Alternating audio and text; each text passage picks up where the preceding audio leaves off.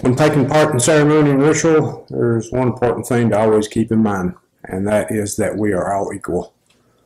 The spirits, the ceremony and the ritual, your higher self, your subconscious mind, they don't care who you are. You could be the person walking in off the street for the first time, a real young person, or you could be the old elder there who's been doing this for 30 or 40 years. If they decide it is the time, then you know what? It could be your turn in the pickle barrel.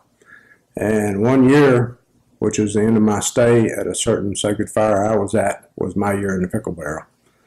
The drama and the conflict at this ceremony and ritual was played out amongst me and 2 other leaders that year. And I'm going to share this story about you, and this is a story about a sacred fire in Cherokee, North Carolina. This one particular year that I'm sharing about now, as it turns out, was my last year there. And the fire that year was going to give me a parting gift. And it was one I really wasn't expecting. But this other leader who came up, and we firekeepers, we sort of call him Slick Willie.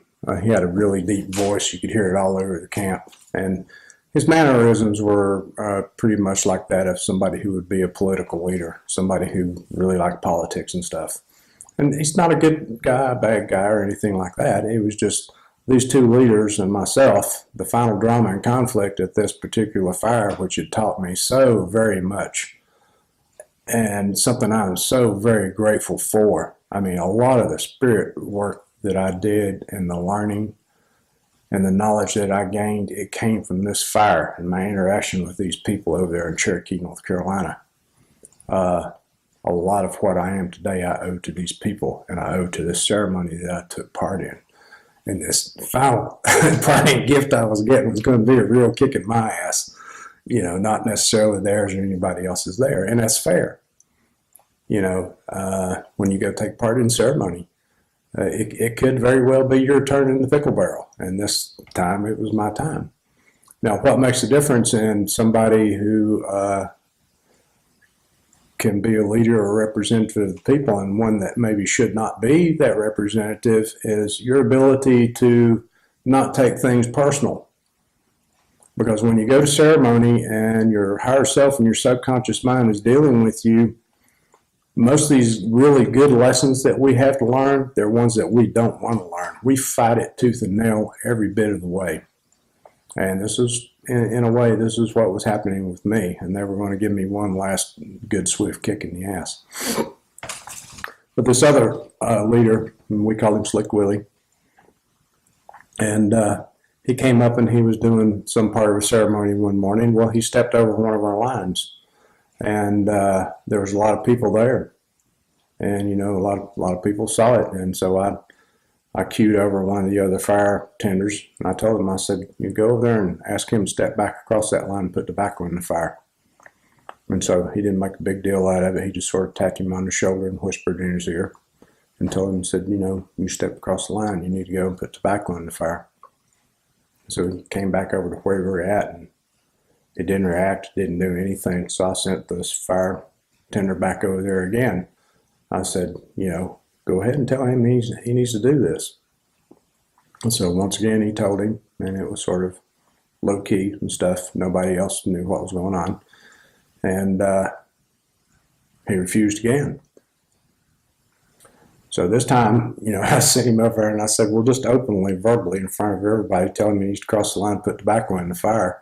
You know, and at this point, I'd already lined up all the firekeepers over here, and we were all, quite a few of us were there, and I said, look, he's going to have to get the idea of this one way or another. So we all turned our back on this guy and the fire and let him have it, and let the other fire tender go over there and call him out on it publicly. Well, the guy stood there and he made excuses. He was a leader, and he was in the middle of a ceremony, and these rules and stuff did not apply to him. Well, the fire was teaching me at several different levels at that point, and it probably took me a day or so to really cool off and get the real gist of what was going on. This particular lesson that I was getting ready to learn from this ceremony and this ritual that I was at, it's going to come to me at several different levels and from several different directions. And my job is to pay attention to everything that they're trying to tell me. My job is also to not take it personal. And not taking it personal is a big part of all this, to get the clarity and vision and understanding from what the higher self and the spirits are trying to tell you. At one level, I had been working on and getting visions and understanding about our political system. I was seeing some of the corruption that was out there in the political world, and one thing they brought to my attention and helped me to notice was that there were a set of laws and a set of rules for the people. And our political system itself, a lot of the politicians and leaders, they had a separate set of rules and laws for themselves. And they expected all of us, the lower class citizens, to obey all these things while they pretty much got away with murder in some cases. And this is one of the things, the visions and understanding I got, before this particular ceremony happened. So when these things happened between me and this other elder, I sort of related what I had been given before and brought it into a sacred level. So what was I actually seeing here at this fire? Well, I'm a head firekeeper and I'm supposed to keep this ceremony sacred. And there's all these people around and are watching the interaction between me and this other person. So at the subconscious level and spiritual level, what's going on is an individual is coming in and they're not treating this fire as sacred. This is something that the people hold as sacred. So at the subconscious level, these people are seeing this action and this interaction, and the power that this ceremony has is being decreased by the actions that are going on at this time. So if somebody doesn't respect this fire and treat it as sacred, then the other person's subconscious and the higher self sees this, and that ceremony doesn't have as much power to bring about change and effect in another person's life. In other words, the leaders, our political leaders, need to pay attention to this also, just like our spiritual leaders need to pay attention also. If you have rules and laws and regulations, your leaders need to be the living example of these things. They don't need to be making exceptions for themselves. They need to show the people how it's done, not tell the people how it's done. This event that I'm using as an example right now, it happened once a year. And so for most of the year, I had no interaction with these people whatsoever.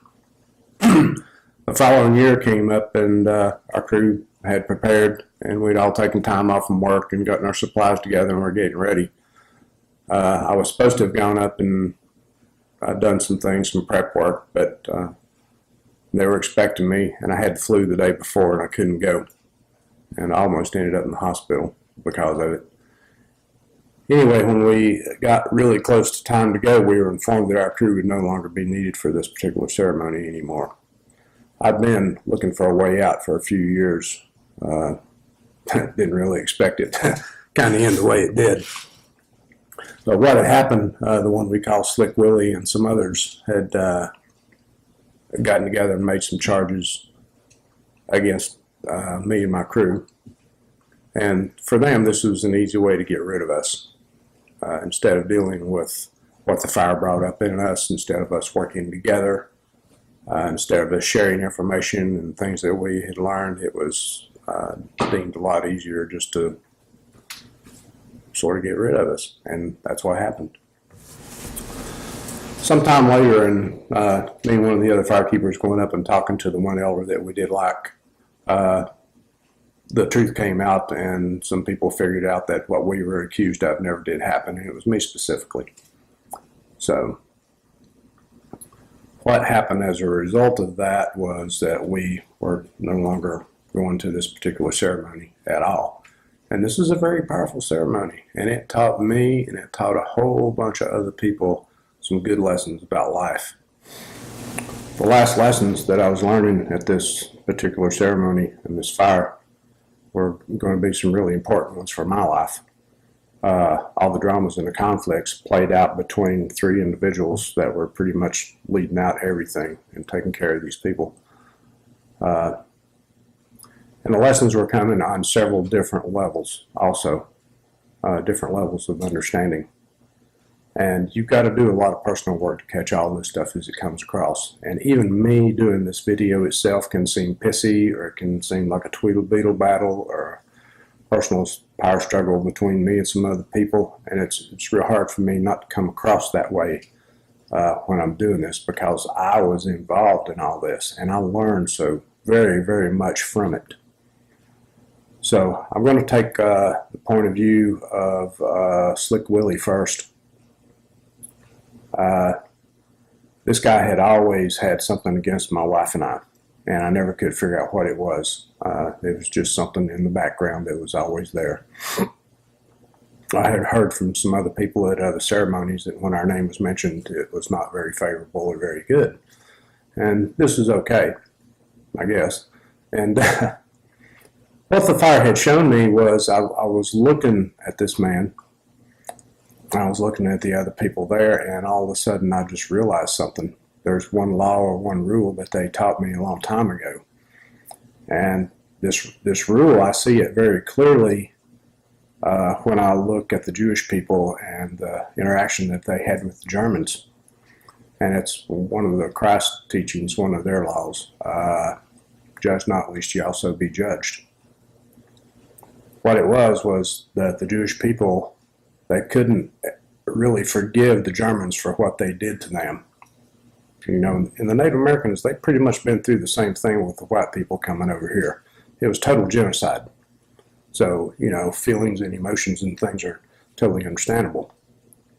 But what I saw was that the Jewish people never could forgive the Germans for what they did. And so Spirit has a way of turning things around. What I learned a long time ago is that if you could not forgive somebody for something, then Spirit sort of turn the wheels and turn the tables and put you in a position where that you can understand things from their point of view. So what's happening now today, where the Jewish people are concerned, they're now treating the Palestinians how the Germans treated them. In other words, they've got to see this from another point of view. And, you know, the Jews not forgiving the Germans, you know, that's totally pretty much understandable by everybody that's not an idiot. But on another level, spiritual level, it's something that we have to do, or else we fall prey to some of Spirit's laws. And Spirit's laws are not bendable. They don't care who you are. They don't care if you're the greatest of the great or the lowest of the low. It's all the same across the board as far as they're concerned. So what am I seeing where Slick Willie is concerned? I'm seeing a guy who is not full-blood. And what I'm starting to realize sitting there at the fire and watching, seeing how he looks and his interaction with other people and how he's treated me, what I saw was that when he was being brought up, he was not accepted by his own people. And him being a half-breed person, he's not going to be treated the same. And, you know, I saw the opposite in my life. And my elder told me, he said, you really want to walk this way? And I said, yes, I do. I mean, this is the only thing that brings me joy and bliss in life, is to follow these ways. And he says, well, my people are never going to accept you. You're going to have a miserable time because you're a white man. And he says, your people are never going to accept you because they don't accept our ways. They think, you know, we're savages. And, you know, I told him I didn't care about that. But what was happening was, in some way, I think that Slick Willie couldn't forgive the people who had hurt him when he was growing up. And he saw in me a chance to learn from that other point of view how he was treated. The wheels turn. So what he didn't understand about me was that I was in the same boat he was. I've got Cherokee blood in me. And I never made that known at this fire and around these other circles. I didn't think it was that important. This is the way I want to walk, and that's all that matters to me. So spirits had turned things around, and they were trying to show him, you know, a different lesson in another way, and they used me as part of him to learn that lesson. You know what? I'm very glad to do it. So, and I don't know if he caught on to what I saw or not.